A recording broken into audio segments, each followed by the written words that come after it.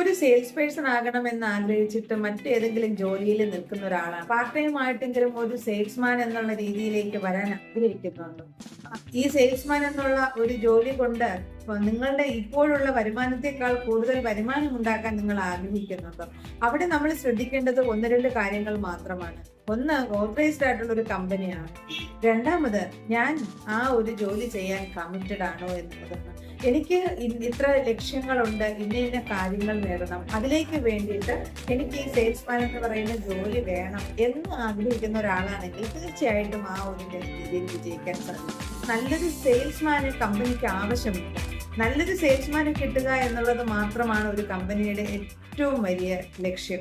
അപ്പൊ ആ അതിന് വേണ്ടിയിട്ട് കമ്പനികൾ ഒത്തിരി പാരിതോഷികങ്ങൾ നൽകുന്നുണ്ട്. ഒരു സെയിൽസ്മാനെ സംബന്ധിച്ച് ഒരു ലക്ഷ്യം വെച്ചിട്ടാണ് സെയിൽസ്മാൻ പ്രവർത്തിക്കുന്നതെങ്കിൽ ആ ലക്ഷ്യം, അതായത് എനിക്ക് ഒരു കാർ വാങ്ങണം, ഒരു വീട് വെക്കണം, അല്ലെങ്കിൽ സാമ്പത്തികമായിട്ട് നിൽക്കുന്ന ആ ഒരു സാമ്പത്തിക ലോസിന് പരിഹാരങ്ങൾ ഉണ്ടാക്കണം, ഇങ്ങനെയൊക്കെയുള്ള പ്രതീക്ഷയിൽ നിൽക്കുന്ന ഒരാളാണ് എന്നുണ്ടെങ്കിൽ തീർച്ചയായിട്ടും ആ ലക്ഷ്യത്തിലേക്ക് എത്താൻ ഒരു സെയിൽസ്മാന് കഴിയും.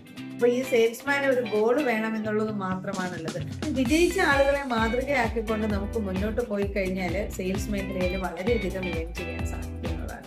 അപ്പൊ സെയിൽസ് മേഖല പല രീതിയിലുണ്ട്. നമുക്ക് പല കാര്യങ്ങളും കച്ചവടം ചെയ്യാം.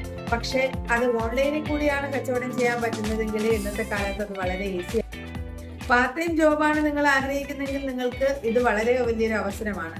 കാരണം നിങ്ങൾ ചെയ്യുന്ന ജോലിയോടൊപ്പം നിങ്ങൾക്ക് ഇതും കൂടി കൊണ്ടുപോകാം. അത് മാത്രമല്ല, ഒരു വീട്ടിലിരിക്കുന്ന ഒരു അമ്മയാണ്, അവരുടെ കയ്യിൽ കാശൊന്നുമില്ല, അവർക്ക് വിദ്യാഭ്യാസം SSLC മുകളിലോട്ടുണ്ട്, നിങ്ങൾക്കും അത് ജോലി ഉപകാരപ്പെടുന്നതാണ്.